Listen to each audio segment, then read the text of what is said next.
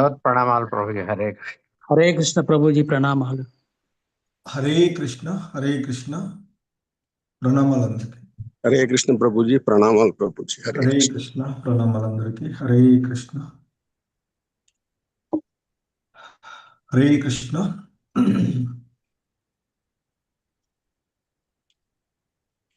ఈరోజు శ్రీమద్ భాగవతం క్లాస్కి అందరికీ కూడా ఇస్కాన్ శ్రీ శ్రీ రాధా గోవింద ఆలయం మంగళూరు కర్ణాటక తరపున స్వాగతం. హరే కృష్ణ.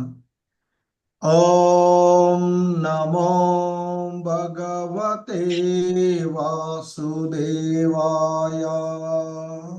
ఓం నమో భగవతే వాసుదేవాయ. ఓం నమో భగవతే వాసుదేవాయ.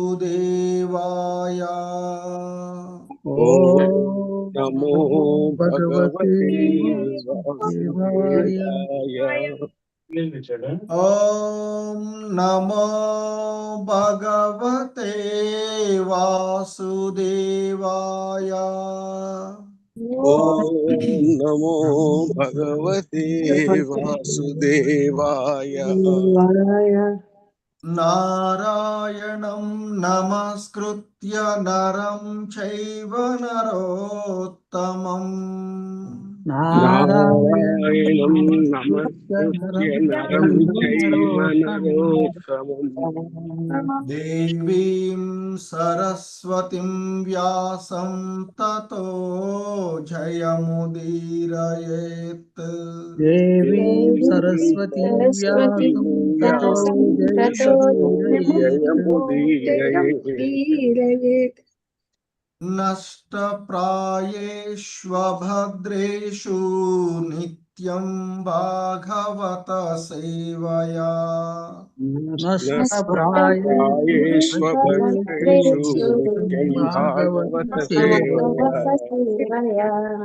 భగవతి ఉత్తమ శ్లోకే భక్తిర్భవతి నైష్టికీ.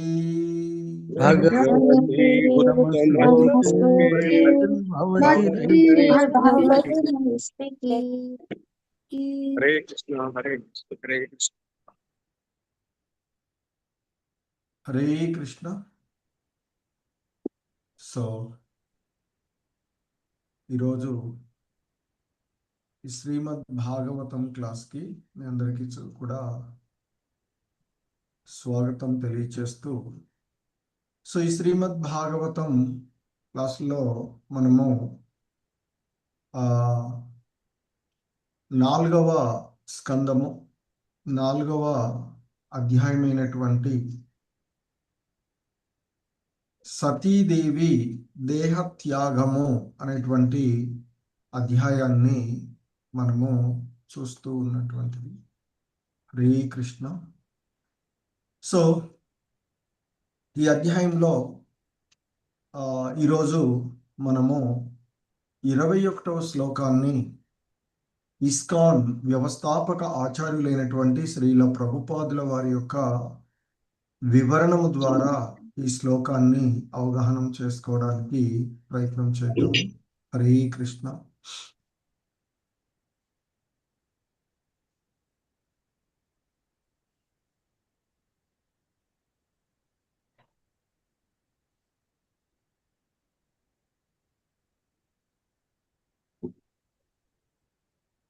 హరే కృష్ణ. శ్రీమద్ భాగవతము 4వ స్కందము 4వ అధ్యాయము 21వ శ్లోకము. Please repeat. హరే కృష్ణ. మావ పదవ్య పితరస్మదాస్థితా మావ పదవ్య పితరస్మదాస్థితా మావ పదవ్య పితరస్మదాస్థితా. या यज्ञशालासु न धूमवर्त्मभिः या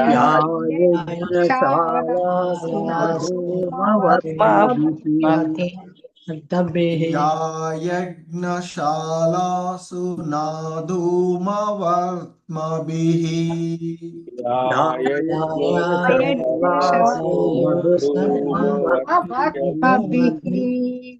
या यज्ञशालासु न धूमवर्त्मभिः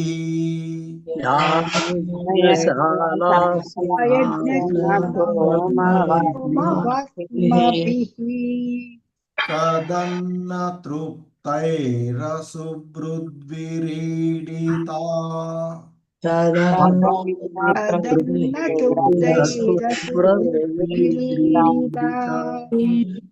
तदन्न तृप्तैरसुभृद्भिरीडिता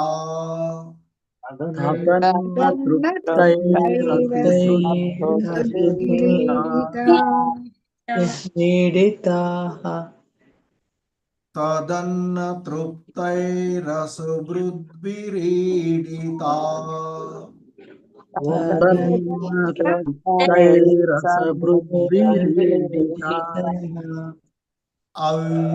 अव्यक्तलिंगा अवधूत सेविताः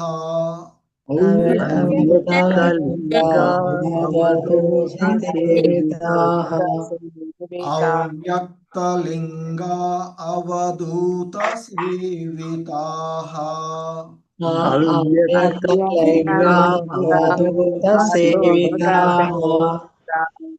अव्यक्तलिंगा अवधूत सेविताः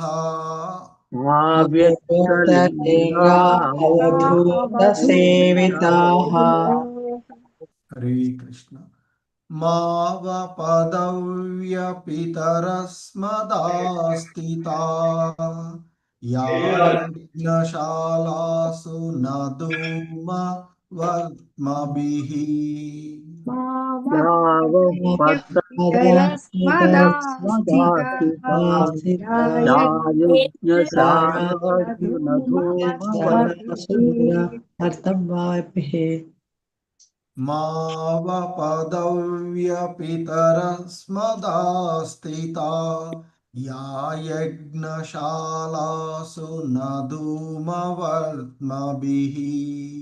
मावपदव्यपितरस्मदास्तिता या यज्ञशालासु न धूमवर्त्मभिः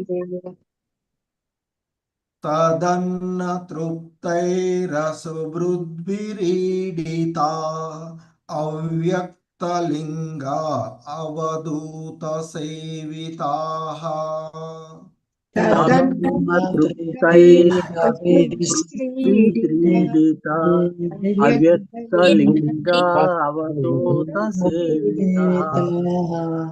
तदन्न तृप्तैरसुभृद्भिरीडिता अव्यक्तलिंगा अवधूत सेविताः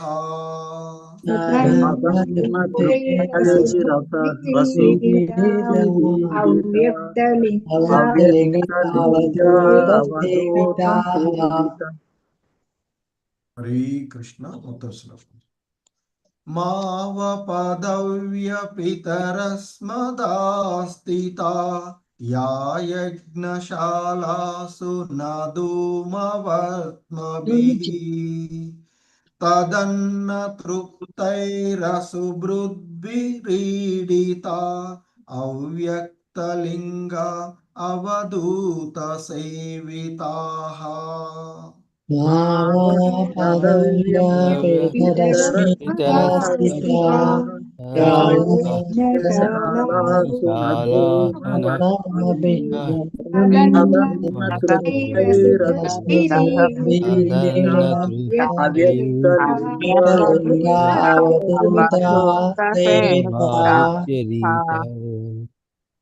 हरे कृष्ण చదవడానికి హ్యాండ్ రైజ్ చేయండి. హరే కృష్ణ. హరే కృష్ణ. రామకృష్ణ ప్రభు. మాతాజీ ప్రభుజీ శ్లోకం చదవాలన్న వాళ్ళు హ్యాండ్ రైజ్ మీరు చేయండి. చదివేసేయండి నేను చెప్పిన వాళ్ళు కాకుండా. రామకృష్ణ ప్రభు చదివేసేయండి. ఓకే ప్రభు, హరే కృష్ణ. మా వః పదవ్య పితరస్మదాస్థితా యా యజ్ఞశాలాసు న ధూమవర్త్మభిః తదన్న తృప్తైరసుభృద్భిరీడితా అవ్యక్తలింగా అవధూత సేవితాః. హరే కృష్ణ. హరే కృష్ణ. ఉమాదేవి మాతాజీ, మాధవి నీలు మాతాజీ. హరే కృష్ణ. हरे कृष्ण प्रभु जी। मावः पदव्य दास्तिता या यज्ञशालासु न धूमवत्मभिः तदन्न तृप्तैरसुभृद्भिरीडिता अव्यक्तलिंगा अवधूत सेविता। हरे कृष्ण। హరే కృష్ణ. మాధవి నీలు మాతాజీ ఉన్నారా? చెప్తాను మాత. హరే కృష్ణ ప్రభు. మాత చదవండి. మావః పదవ్య పితరస్మదాస్థిత యా యజ్ఞశాలాసు న ధూమవత్మభిః తదన్న తృప్తైరసుభృద్భిరీడితా అవ్యక్తలింగా అవధూత సేవితాః. హరే కృష్ణ ప్రభు. ధన్యవాదాలు. హరే కృష్ణ. చంద్రావతి మాతాజీ చదువుతారా? हरे कृष्ण प्रभु जी। चौथन प्रभु। చదవండి. मावः पदव्यपितरस्मदा अस्थिता या यज्ञशालासु न धूमवत्मभिः तदन्न तृप्तैरसुभृद्भिरीडिता अव्यक्तलिंगा अवधूत सेविताः। हरे कृष्ण प्रभु जी। హరే కృష్ణ. సో ఈ శ్లోకంలో ఉన్నటువంటి పదాల యొక్క అర్థాలను చూద్దాం. హరే కృష్ణ. మా చేయజాలరు, వహ నీ యొక్క, పదవ్యః ఐశ్వర్యములు, పితః జనక అస్మత్ ఆస్థితాః మేము కలిగి ఉన్నట్టి యాహ ఏవైతే యజ్ఞశాలాసు యజ్ఞాగ్నియందు ధూమవత్మభిః యజ్ఞ విధానమున తత్ అన్న తృప్తైః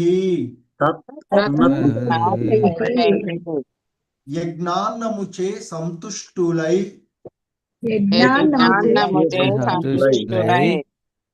అసుభృద్భిః దేహ అవసరములను తీర్చుకొనుచు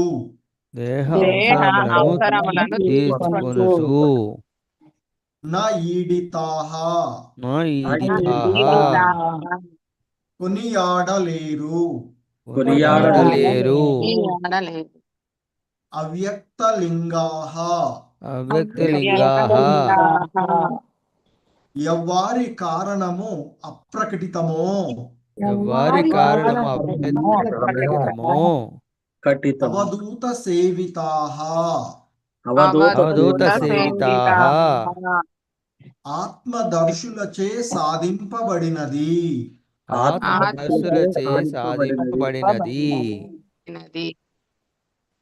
హరే కృష్ణ. భావము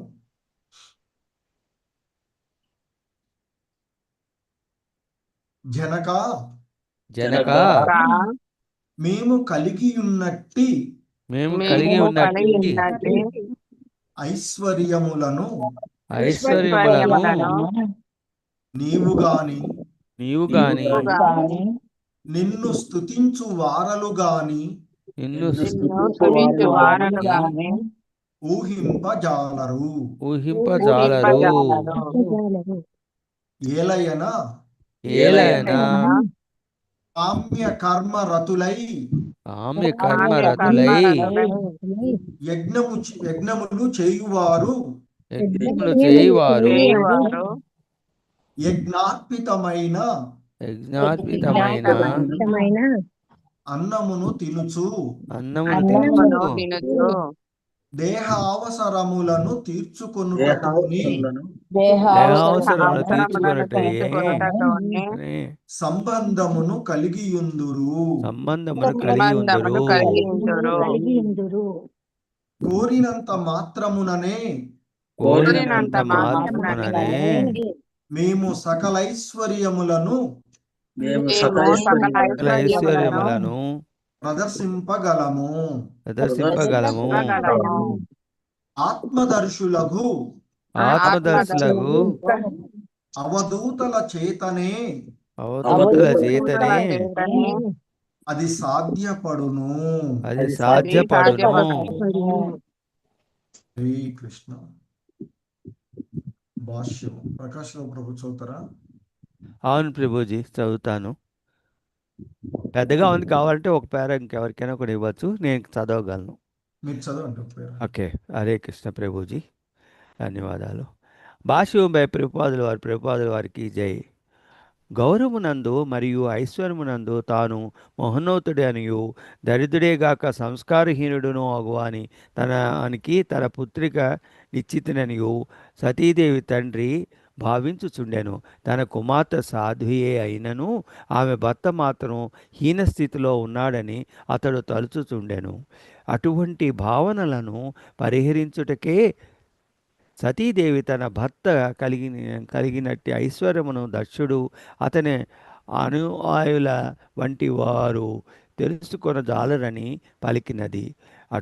అట్టి వారు కేవలము కామ్యకర్మరతులే అని అయి ఉందరు. ఆమె భర్త స్థితి విభిన్నమైనది. సమస్త ఐశ్వర్యములను కలిగి ఉన్నప్పటికీ వాని అతడు ప్రదర్శించగోరడు. కనుకనే అట్టి ఐశ్వర్యములు అవ్యక్తములని పిలువబడును. కానీ అవసరమైనచో కోరినంతనే తన అద్భుతమగు విభూతులను శివుడు ప్రదర్శించగలడు. అటువంటి సందర్భము త్వరలోనే రానున్నదని ఇచ్చట భవిష్యత్తు పలుకబడినది. శివుడు కలిగి ఉన్న ఐశ్వర్యము వైరాగమునందు భగవత్ప్రేమనందు మాత్రమే బడునది కానీ ఇంద్రియభోగ కర్మలందు కాదు. అట్టి ఐశ్వర్యములను సనకాదులు, నారదుడు, శివుడు వంటి వారే కలిగి ఉందరు కానీ అన్యులు కాదు. ఈ శ్లోకమునందు వైదిక కర్మకాండ రతులను గ్రహింపబడినది. వారి ఇచ్చట ధూమవర్తమభి అనగా యజ్ఞానమును తిని బ్రతుకువారు అని వర్ణింపబడిరి. యజ్ఞానము 2 రకములుగా ఉండును. ఒకటి కర్మకాండ యందు అర్పింపబడినది కాగా మరి పరమోత్తమగు రెండవది విష్ణువునకు అర్పింపబడినది. రెండింటి అందును విష్ణువే ప్రధాన దైవమును. కామ్యకర్మరతులు భౌతిక లాభమును కొరకై వివిధ దేవతలను సంతుష్టిపరపగోరుదురు. కానీ నిజమైన యజ్ఞము విష్ణువుకు ప్రీతి కలిగించుటయే. అట్టి యజ్ఞప్రసాదము భక్తి పురోగతికై లాభకరమైనది. విష్ణువు లక్ష్యము కానటువంటి యజ్ఞ నిర్వహణం వలన కలిగేది పురోగతి మందకోడిగా ఉండును. కనుకనే అది ఈ శ్లోకము గ్రహింపబడినది. కర్మకాండరతులను విశ్వనాథ చక్రవర్తుల వారు కాకులతో పోల్చిరి. ఏలను కాకులు చెత్తకుండి వద్ద గల ఆహార పదార్థములను తినుటయందే పరమానందమును పొందుచుందురు. యజ్ఞమునందు ఉపస్థితులై ఉన్న బ్రాహ్మణులందరినీ సతీదేవి నిందించెను. దక్షుడు మరియు అతని ముఖస్థుతి పారాయణులు శివుని ఉన్నత స్థితిని గుర్తించకపోవచ్చును. అయినప్పటికీ తన భర్త ఐశ్వర్యహీనుడు కాదని సతీదేవి తన తండ్రికి తెలియజెప్పగోరెను. శివపత్ని అయినందున ఆమె శివభక్తులందరూ పరమ ఐశ్వర్యములను వసగగలదు. శ్రీమద్ భాగవతంలోని దశమస్కందమున ఈ విషయము వివరింపబడినది. కొన్ని మార్లు శివ శివభక్తులు విష్ణు భక్తుల కన్నను అధిక ఐశ్వర్యవంతులుగా ఉన్నట్టు గోచరించుచుండను. లోకపాలనా అధికారిణి అగు దుర్గాదేవి అనగా సతీదేవి తన భర్తకు యశస్సును కూర్చుటకై శివభక్తులకు సమస్త ఐశ్వర్యముల నొసగుచుండుటయే దానికి కారణము. కానీ విష్ణు భక్తులు ఆధ్యాత్మికోన్నతి కొరకే యత్నింతురు కనుక వారి ఐశ్వర్యములు తగ్గుచున్నట్లు కొన్ని మార్లు ద్యోతకమగుచుండును. ఈ విషయములు దశస్కందమున విపులముగా చర్చించబడినవి. హరే కృష్ణ ప్రభుజీ, ధన్యవాదాలు. హరే కృష్ణ ప్రభు. హరే కృష్ణ, ధన్యవాదాలు. సో అది శ్రీల ప్రభుపాదుల వారి యొక్క భాష్యము ఈ శ్లోకమునకు ఇవ్వబడినటువంటిది. జగద్గురు శ్రీల ప్రభుపాదుకి ఇచ్చారు. ఓం అజ్ఞానతిమిరాంధస్య జ్ఞానాంజనశలాకయా చక్షుర్మిలితం యేన తస్మై శ్రీ గురవే నమః. శ్రీచైతన్యమనోభీష్టం స్థాపితం యేన భూతలే స్వయం రూపః కదా మహ్యం దదాతి స్వపదాంతికం. వందేహం శ్రీగురు శ్రీయుతపదకమలం శ్రీగురూన్ వైష్ణవాంశ. శ్రీరూపం సాగ్రజాతం సహగణ రఘునాథాన్వితం తం సజీవం సాద్వైతం సావధూతం పరిజన సహితం కృష్ణ చైతన్య దేవం శ్రీ రాధా కృష్ణ పాదాన్ సహగణ లలితా శ్రీ విశాఖాన్వితాంశ. నమా ఓం విష్ణుపాదాయ కృష్ణ ప్రేష్టాయ భూతలే స్వామినితి నామినే. నమస్తే సారస్వతే దేవే గౌరవాణి ప్రచారిణే నిర్విశేష శూన్యవాది పాశ్చాత్యదేశతారిణి. నమో మహావదన్యాయ కృష్ణ ప్రేమ ప్రదాయతే కృష్ణాయ కృష్ణ చైతన్య నామ్నే గౌరిత్విషే నమః. హే కృష్ణ కరుణా సింధు దీనబంధు జగత్పతే గోపేశ గోపికా కాంత రాధాకాంత నమోస్తుతే. తప్త కాంచన గౌరాంగీ రాధే వృందావనేశ్వరి వృషభానుసుతే దేవి ప్రణమామి హరిప్రియే.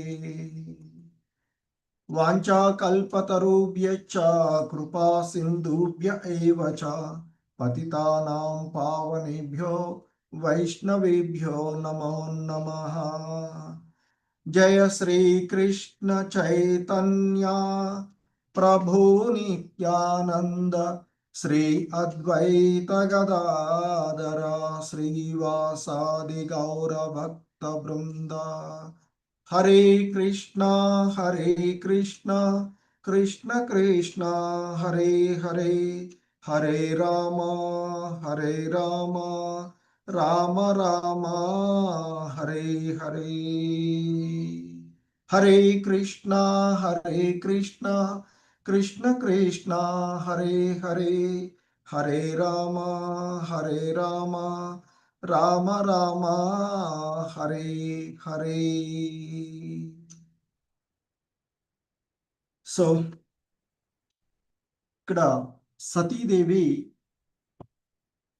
తన భర్త యొక్క ఐశ్వర్యాలను స్థిరీకరిస్తూ అదే సమయంలో తన తండ్రి అయినటువంటి దక్షుడు యొక్క లోపాలను ఎత్తి చూపుతూ ఉన్నటువంటి పరిస్థితులను మనము ఇక్కడ చూస్తూ ఉన్నటువంటిది. హరే కృష్ణ.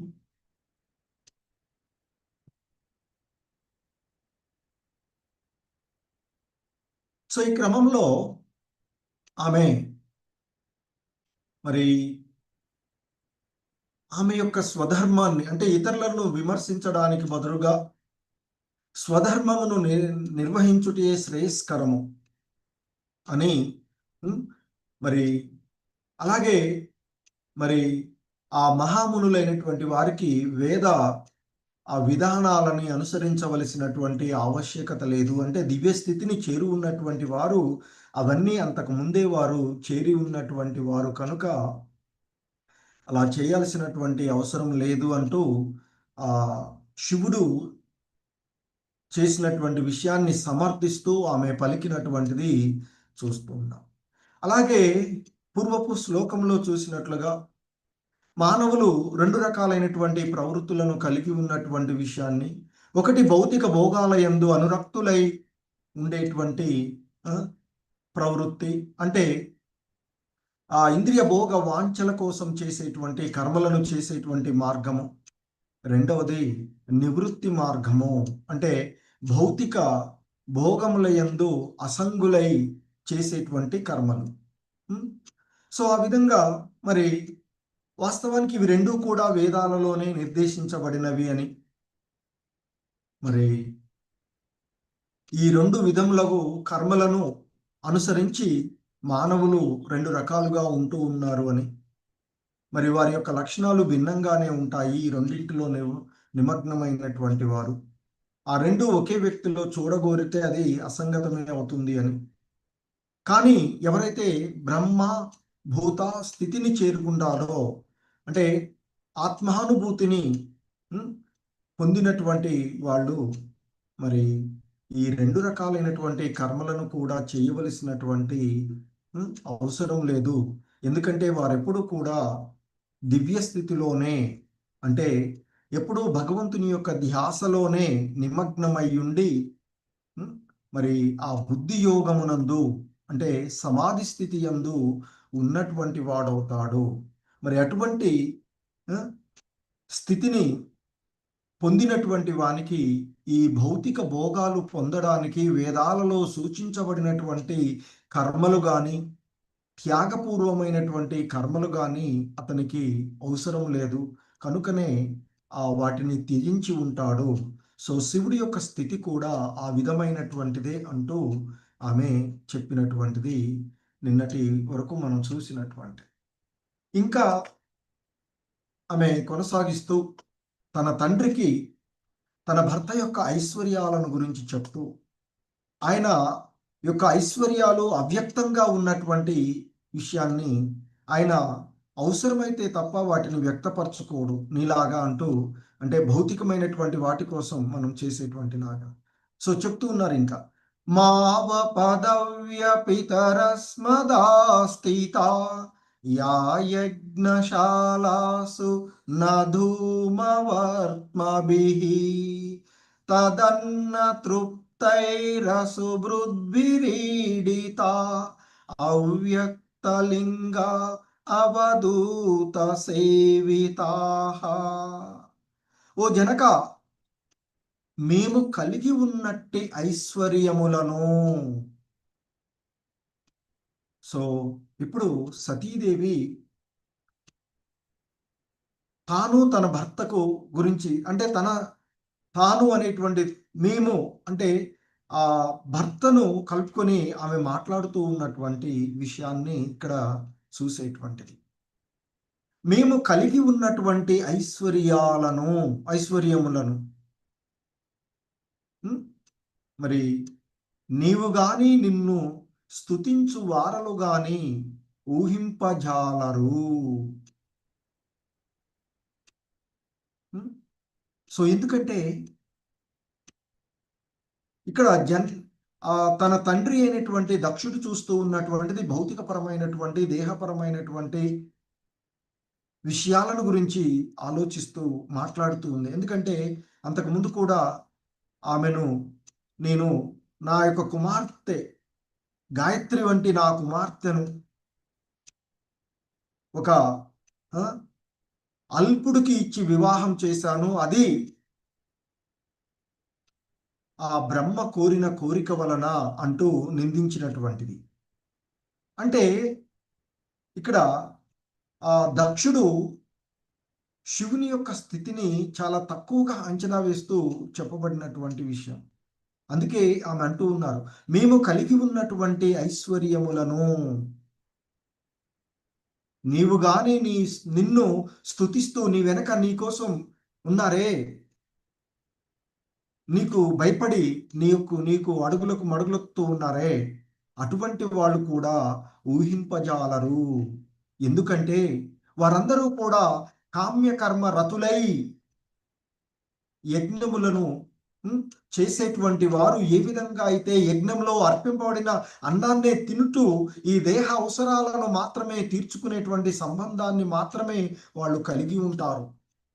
యజ్ఞయాగాదులు చేస్తూ ఉంటారు. కానీ ఆ యజ్ఞయాగాదులు చేస్తూ ఉన్నటువంటి పరిస్థితులలో ఆ యజ్ఞానికి అర్పితమైనటువంటి దానిని తింటూ ఈ దేహమైన సంబంధమైనటువంటి అవసరాలను మాత్రమే, ఎందుకంటే వారు కామ్యకర్మ రతులై ఉంటారు.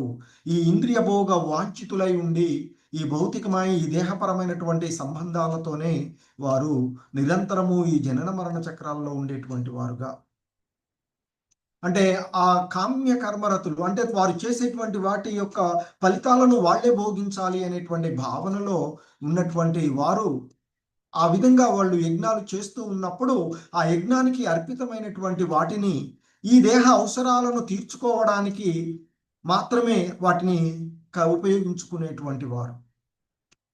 మరి అటువంటి వారు నీతో ఉన్నారు కనుక మరి మా యొక్క గొప్పతనాన్ని, శివుని యొక్క ఐశ్వర్యాలను, మేము అంటే ముఖ్యంగా శివుని యొక్క ఐశ్వర్యాలను నువ్వు నీతో ఉన్నటువంటి నిన్ను స్తుతించుకుంటూ ఉంటున్నారే నీ మాయలో వాళ్ళు, అంటే ఈ కామ్య కర్మ రతులైనటువంటి యజ్ఞయాగాదులు అర్పిస్తూ ఉండేటువంటి వారు మరి చూడలేకుండా ఉన్నారు.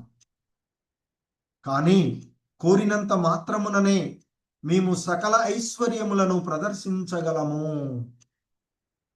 ఆత్మదర్శులకు అవధూతల చేతనే అది సాధ్యపడుతూ ఉంటుంది. సో మరి మేము ఆధ్యాత్మికంగా ఎంతో ఐశ్వర్యంలో ఉన్నటువంటి వాడు శివుడు.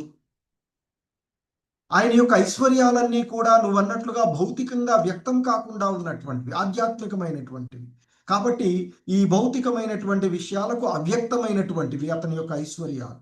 సో కనుకనే ఒకవేళ ప్రదర్శించాలి అని అనుకున్నప్పుడు మేము సకల ఐశ్వర్యాలను ప్రదర్శించగలిగేటువంటి వాళ్ళం. అలా సకల ఐశ్వర్యాలను ప్రదర్శించడం అనేది ఆత్మానుభూతి పొందినటువంటి వారికి సాధ్యమయ్యేటువంటిది. సో ఆత్మదర్శులైనటువంటి వాళ్ళు సాధించగలిగేటువంటి సకల ఐశ్వర్యాలను ప్రదర్శించగలిగేటువంటి విషయము. సో మరి ఆ శివుని యొక్క ఐశ్వర్యాలు అవ్యక్త రూపంలో ఉన్నవి. మరి నీలాంటి భౌతిక దృష్టి కలిగినటువంటి వాటిని వారు దర్శించలేరు. మరి అవసరమైనప్పుడు ఆయన వాటన్నిటినీ ప్రదర్శించగలడు అంటూ, అంటే శివుడు ఆ ఐశ్వర్యాలను ప్రదర్శించవలసినటువంటి ఆవశ్యకతకు వచ్చినట్లుగా భవిష్యత్ చెప్తున్నట్లు శ్రీల ప్రభుపాదులు వారు చెప్తూ ఉంటుంటారు. సో మరి ఇవన్నీ ఇక్కడ ఎందుకు చెప్తుంది అంటే, మేము కలిగి ఉన్నటువంటి ఐశ్వర్యాలను నువ్వు నీ యొక్క సహచరులు, నిన్ను స్తుతించేటువంటి వాళ్ళు, నీ అనుయాయులు ఎవరైతే ఉన్నారో వాళ్ళందరూ గ్రహించలేక ఉన్నారు. ఎందుకంటే ఆ వేదాలలో సూచించబడినటువంటి వేద వాస్మయాల్లో ఉన్నటువంటి విధులను కామ్యకర్మ రతులై నిర్వహిస్తూ ఉండేటువంటి వారు కనుక మీరు వాటిని దర్శించలేనటువంటి స్థితిలో ఉన్నారు. కనుక మరి ఎందుకంటే ఆ విధంగా చెప్తూ శివుని యొక్క ఎందుకు మరి ఈ విధంగా చెప్పవలసింది అంటే శ్రీల ప్రభుపాదులు వారు చెప్తూ ఉన్నారు. ఎందుకంటే పూర్వపు శ్లోకాలలో శివుణ్ణి నిందిస్తూ దక్షుడు అన్నటువంటి మాటలలో గౌరవమునందైనా ఐశ్వర్యమునందైనా నేను గొప్పవాడినిగా ఉన్నాను, నాకు సరికానటువంటి ఒక దరిద్రుడికి, సంస్కారహీనుడికి గాయత్రి వంటి నా పుత్రికను ఇచ్చి వివాహం చేశాను అనేటువంటి బాధపడుతున్నట్లుగా ఆయన చెప్పినటువంటిది. దానికి కారణాలు ఆయన చెప్తాడు. సరైనటువంటి ఇల్లు లేదు, సరైన వస్త్రాలు ధరించడు. శ్మశానంలో ఏదో ఆ జంతు చర్మాన్ని కట్టుకుని వంటికి చుట్టుకొని విభూతి పూసుకొని జడలు విరబూసుకొని ఒక సంస్కారహీనుడుగా అతన్ని పోల్చినటువంటిది.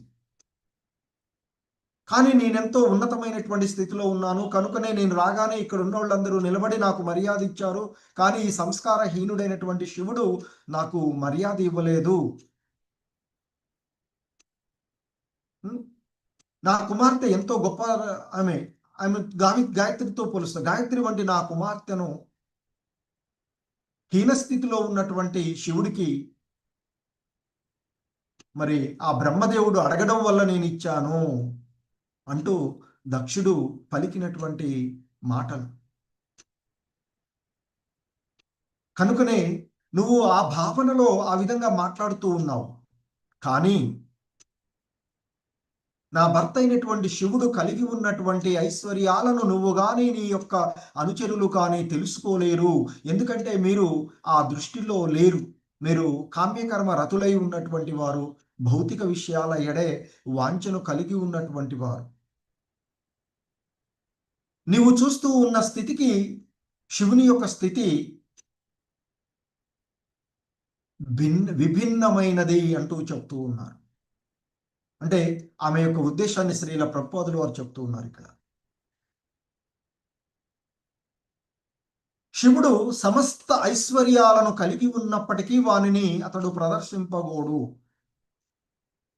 కనుకనే ఆయనలో ఉండేటువంటి ఐశ్వర్యాలన్నీ కూడా అవ్యక్తములు, దివ్యమైనటువంటి అవి. సో కనుక ఈ భౌతిక జగత్తులో ఆయన యొక్క ఐశ్వర్యాలు, భౌతికమైనటువంటి దృష్టిలో అతన్ని ఐశ్వర్యాలను తెలుసుకోలేరు. కానీ ఆధ్యాత్మిక దృష్టి కలిగిన వాళ్ళు మాత్రమే ఆయన యొక్క ఐశ్వర్యాలను తెలుసుకోగలరు. అందుకే చెప్తుంది, నువ్వు అంటున్నావు గౌరవమునందు గాని ఐశ్వర్యమునందు గాని నేను మహోన్నతుడనని నువ్వు భావిస్తూ ఉన్నావు. కానీ శివుడు అనుకుంటే అవన్నీ కూడా అవసరమైనచో కోరినంతనే తనకు ఉన్నటువంటి అద్భుతమైనటువంటి విభూతులన్నింటినీ ప్రదర్శించగలడు శివుడు అంటూ ఆమె చెప్తూ ఉన్నటువంటి. ఎందుకంటే శివుడు కలిగి ఉన్నటువంటి ఐశ్వర్యము వైరాగ్యమునందు, భగవత్ ప్రేమయందు మాత్రమే అనుభవింపబడేటువంటిది. కానీ ఇక్కడ దక్షిణతో చుట్టూ ఉన్నటువంటి వాళ్ళందరూ కూడా ఇంద్రియ భోగ కర్మలతో ఉన్నటువంటి వాళ్ళు కనుక ఆ ఐశ్వర్యాలను వాళ్ళు తెలుసుకోలేరు అంటూ చెప్తూ ఉంటారు. ఎందుకంటే మనం ఇంతకు ముందు కూడా చూసాం,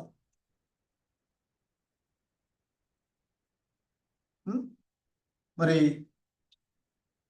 ఆ ప్రజాపతులలో ఒకళ్ళుగా ఉండే, అంటే మామూలుగా సృష్టి కోసం ఇవ్వబడినటువంటి మునుల్లో ఎంతో మంది వారి యొక్క ఐశ్వర్యాలను ప్రదర్శించగలిగేటువంటిది. ఇక్కడ ముఖ్యంగా ఆ ఐశ్వర్యాలను, శివుని యొక్క ఐశ్వర్యాలను ఇక్కడ చెప్తున్నారు.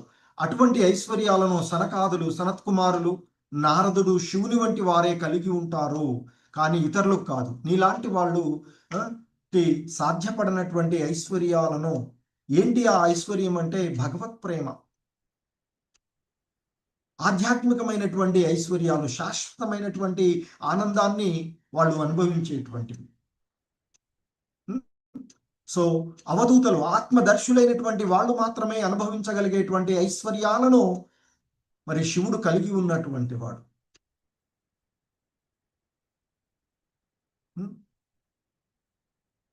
అందుకే ఇక్కడ ఆయన యొక్క ఐశ్వర్యాలను మీ యొక్క భౌతికమైనటువంటి దృష్టితో మీరు చూడలేరు అనేటువంటిది చెప్తూ ఉన్నటువంటిది. ఎందుకంటే ఇక్కడ ముఖ్యంగా శ్రీల ప్రభుపాదులు వారు చెప్తూ ఉన్నటువంటి, మరి వాస్తవానికి ఇవన్నీ కూడా దేని వల్ల వస్తాయి? ఇక్కడ దక్షుడికి ఉన్నటువంటి ప్రైడ్, గర్వం ఎప్పుడు వస్తుంది అంటే, ఇదంతా నాది, నాకుంది, నాకు ఇవి ఉన్నాయి, నాకు ఈ జ్ఞానం ఉన్నది, లేకపోతే నాకు ఈ సంపదలు ఉన్నవి, నాది నాది అనేటువంటి భావనలో ఆ గర్వం, అది మిథ్య అహంకారం వలన కలిగేటువంటివి ఇవన్నీ కూడా.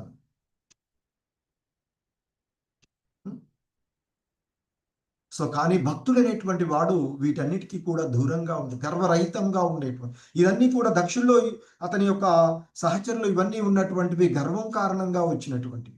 మరి భగవద్గీతలో కూడా చెప్పబడుతుంది, గర్వరహితుడుగా ఉండేటువంటి, గర్వంను వదిలివేసి, మమకార ఆసక్తులను వదిలేసి, మమత్వాన్ని వదిలేసినటువంటి స్థితిలో ఉండేటువంటిది భక్తుడు, దైవీ స్వభావాన్ని. సో కనుక మరి అన్నీ కలిగి ఉన్న శివుడిలో ఆ గర్వం ఏమీ లేదు అనేటువంటిది ఇక్కడ చెప్పబడుతూ ఉన్నట్టు. మరి సాధారణంగా భక్తులకు ఉండవలసినటువంటిది ఆ గర్వరహితంగా ఉండడం. నాకు ఇది ఉంది, నేను ఇది చేయగలను,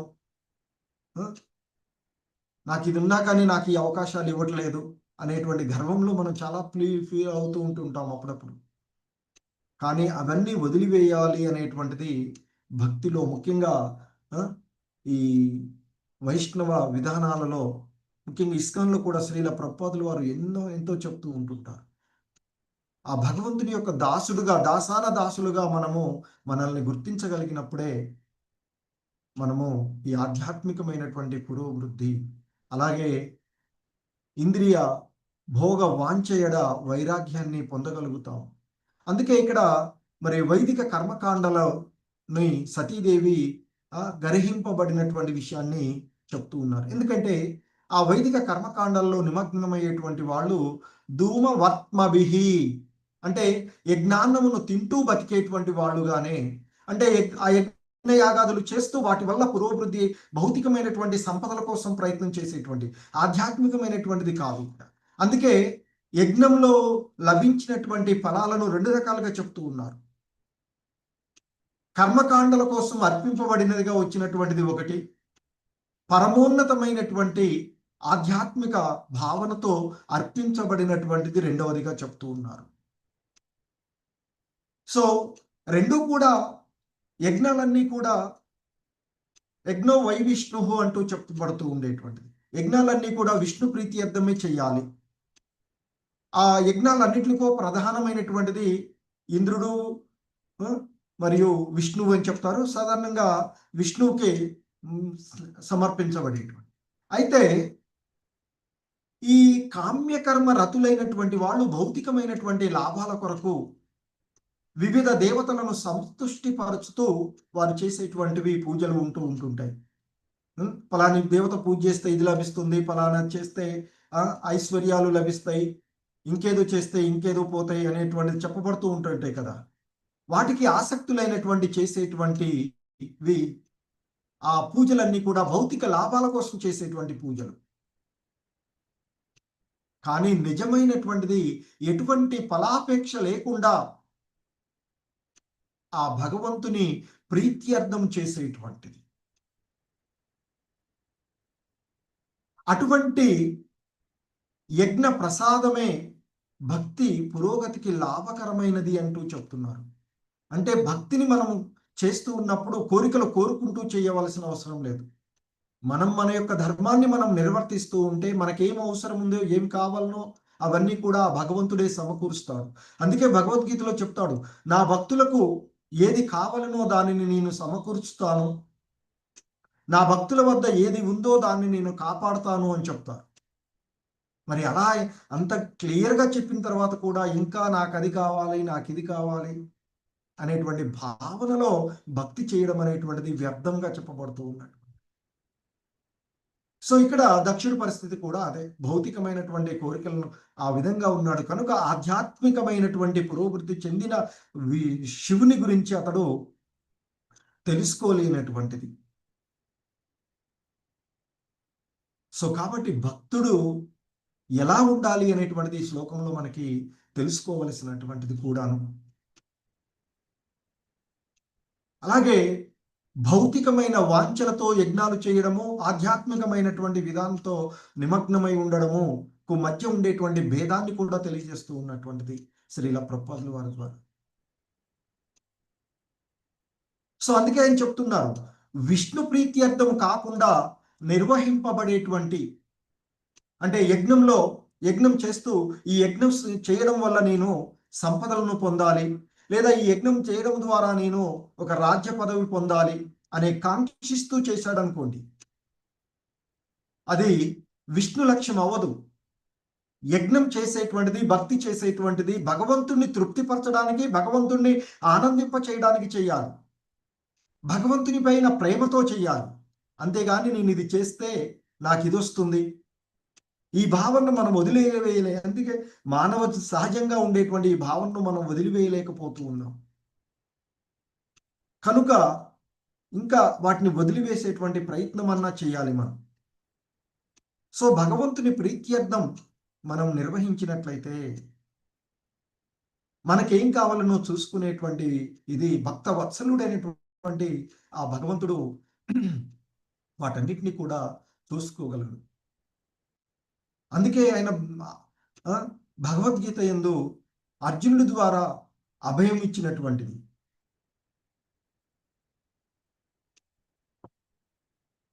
సో అందుకే ఇక్కడ చెప్తూ ఉన్నారు, విష్ణు లక్ష్యము కానటువంటి యజ్ఞ నిర్వహణ వలన కలిగేటువంటి పురోభివృద్ధి ఏదైనా చాలా మందకోడిగానే ఉంటూ ఉంది అని చెప్తారు. కనుకనే మరి ఈ శ్లోకంలో దక్షుడు చేస్తూ ఉన్నటువంటి యజ్ఞ విధానాలని సతీదేవి గర్హించినటువంటి విషయాన్ని చెప్తూ ఉన్నారు.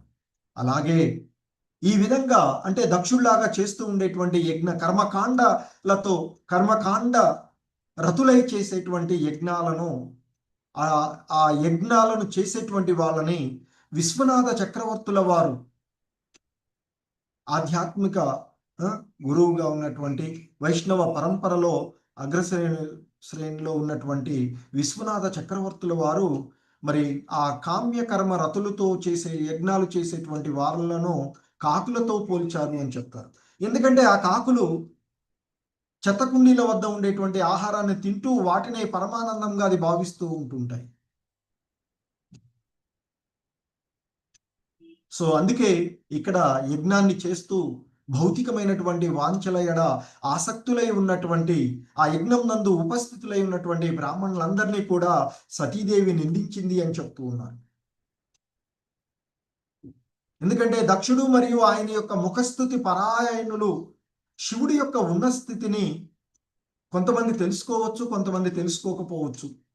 ఎందుకంటే తెలుసుకోలేని వాళ్ళు ఎలాగూ దక్షుడితోనే ఉంటారు, తెలుసుకున్నటువంటి వాళ్ళు కూడా కానీ దక్షుడితో ఎందుకు పెట్టుకోవడం వైరం అని చెప్పేసి ఆయన్ని ముఖస్థుతి చేస్తూ ఉండేటువంటి వాళ్ళు కావచ్చు. అందుకనే ఇక్కడ శ్రీల ప్రభుపాదుల వారు చెప్తున్నారు, కొంతమంది దక్షుణ్ణి సమర్థించేటువంటి వాళ్ళలో శివుడి యొక్క గొప్పతనాన్ని తెలిసిన వాళ్ళు ఉన్నారు, తెలియని వాళ్ళు కూడా ఉన్నారు అనేటువంటిది చెప్తున్నారు.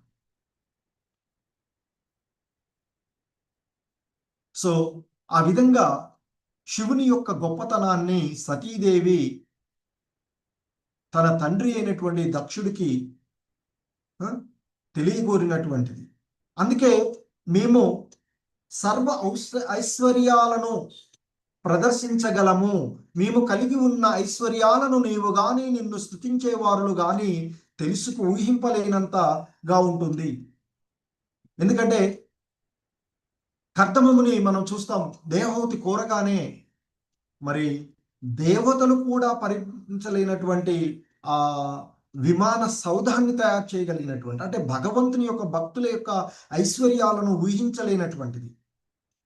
ఒక రకంగా చెప్పాలంటే భగవంతుడు తనకు అనుగ్రహించినటువంటి దాన్ని కర్దమముని కూడా ఊహించలేదు అంతకుముందు మనం చూసిన వాటి. సో ఆ విధంగా భక్తులు ఆధ్యాత్మిక పురోభివృద్ధిలో ఆత్మానుభూతి, ఆత్మదర్శి అయినటువంటి అవధూతలు ప్రదర్శించగలిగేటువంటి విషయాలు ఆ భగవంతునికే తెలుస్తాయి. అవి ఆ భగవంతుని యొక్క ఐశ్వర్యాలు వాళ్ళు కూడా ఊహించలేనటువంటిది. సో కనుకనే ఇక్కడ ఆమె అంటే శ్రీల ప్రభుపాదులు వారు చెప్తూ ఉన్నారు, శివుని యొక్క భార్య అయినటువంటి సతీదేవి శివభక్తులకు సమస్త ఐశ్వర్యాలను ఇవ్వగలిగేటువంటి ఆమె. అందుకే శివభక్తులు ఎంతో గొప్ప ఐశ్వర్యాలను కలిగి, అంటే భౌతికంగా ఎంతో ఐశ్వర్యాలను కలిగి ఉన్నట్లుగా కనిపిస్తూ ఉండేటువంటి కారణం ఏంటంటే లోకపాలన అధికారి అయినటువంటి దుర్గామాత. ఎందుకంటే ఆ భగవంతుని యొక్క బాహ్యశక్తి దుర్గామాత, సతీదేవి అనేటువంటి ఇంతకుముందు కూడా చెప్పుకున్నాం. దుర్గా యొక్క ఆ, అంశగానే మనకి సతీదేవి ఉన్నటువంటిది. మరి దుర్గామాత ఎవరు అంటే ఆ భగవంతుని యొక్క బాహ్య శక్తి. భగవంతునికి ఉండేటువంటి రెండు శక్తులలో, పరాశక్తి అపరశక్తులలో ఈ దుర్గాదేవి ఆ భగవంతుని యొక్క అపరశక్తిగా చెప్పబడేటువంటి బాహ్య శక్తి, బాహ్య శక్తిగా ఉన్నటువంటిది. మరి ఆ బాహ్య శక్తి ఆమె తన భక్తులు శివభక్తులకు, ఎందుకంటే ఆ వారికి అందరికీ కూడా సర్వమైనటువంటి ఐశ్వర్యాలను ఆ దుర్గామాత ఇవ్వగలిగేటువంటిది అని చెప్తుంటారు.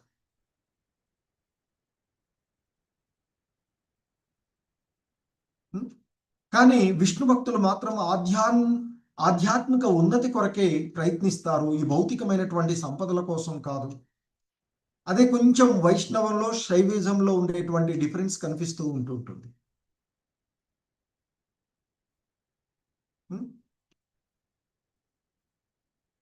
శైవ విధానంలో కొంత భౌతికమైనటువంటి ఐశ్వర్యాల ఎడ ఎక్కువ ఆసక్తులై ఉండేటువంటి, అయిన వాటిని ఆ దుర్గమాత వారికి అనుగ్రహిస్తూ ఉంటుంది శివభక్తులకు తన భర్త తరపున. సో మరి ఇక్కడ కానీ విష్ణు భక్తులు మాత్రము భౌతిక సంపదల కంటే ఆధ్యాత్మికమైనటువంటి వాటి కొరకే ఎక్కువగా ప్రయత్నిస్తూ ఉంటుంటారు. కనుక భౌతికమైనటువంటి ఐశ్వర్యాలు వాళ్ళ దగ్గర లేనట్లుగా కనిపిస్తూ ఉంటుంది. సో ఇప్పుడు మరి శివుడు ఉత్తమమైనటువంటి వైష్ణవుడు కనుక ఆ దక్షుడికి అతడు ఐశ్వర్యాలు లేనట్లుగా కనిపించినటువంటి విషయం. మరి ఈ విషయాలన్నీ ఇంకా డీటెయిల్డ్గా మనకి దశమ స్కందంలో వస్తాయి అని చెప్తున్నారు శ్రీల ప్రభుపాదుల వారు. హరే కృష్ణ. జగద్గురు శ్రీల ప్రభుపాద్ కీ జై. హరే కృష్ణ. ప్రభుజీస్ మాతాజీస్.